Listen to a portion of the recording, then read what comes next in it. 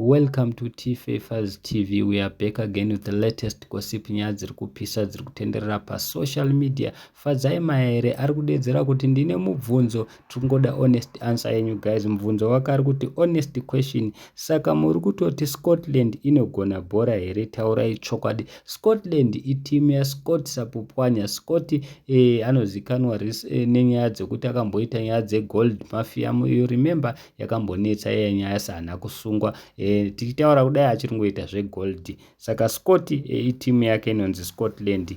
naseweekend recently ane mastories ake akabuda achitaura seweekend achidedzera kuti maplayer ese eScotland ari kuvatengera maakwa and vese vakatengerwa maakwa nemari dzaibuda ipapo. Saka vazukuru vambuya Nanda vazotaurawo zvinhu zvakawanda zvakasiyana siyana pamusoro penyaya iyi. Aripo mumwe munhu auya akati iye inogona kubirira ndozvainogona.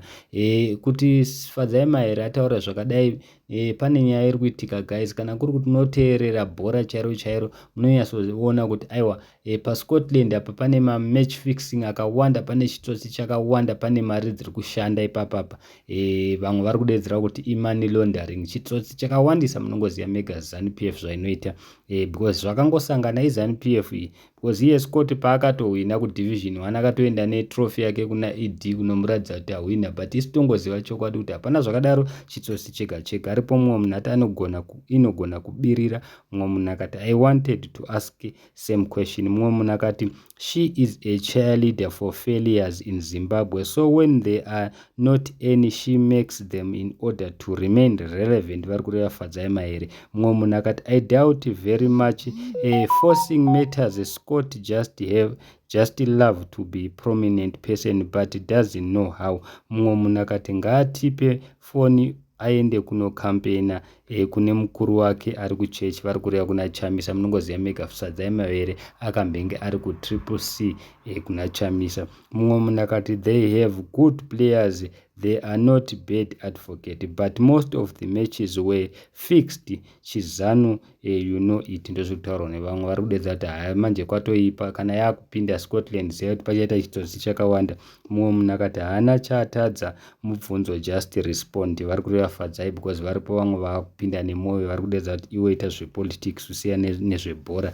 Mumwe munhu auya akati iwe siyana nezvebhora uite zvepolitics, ndozvati kureva. Mumwe munhu akati money controls everything. Mumwe munhu akati saka iye acharoorwa here sezvo makore awanda. Vari kureva Fadzai Mahere.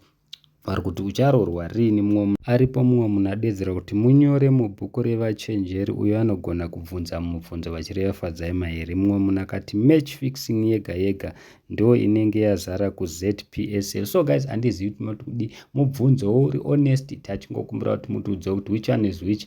Muri kuti Scotland inogona bhora here kana kuti pane chitsotsi? But isusu seT-Favors TV takaona match fixings akawanda especially kuScotland FC apa. Takaona chitsotsi chakawanda. Munongoziva mega nyango chiripo hapana zvinoitwa kuZANU-PF. Unonzwa zvichinzi saka muchaita sei?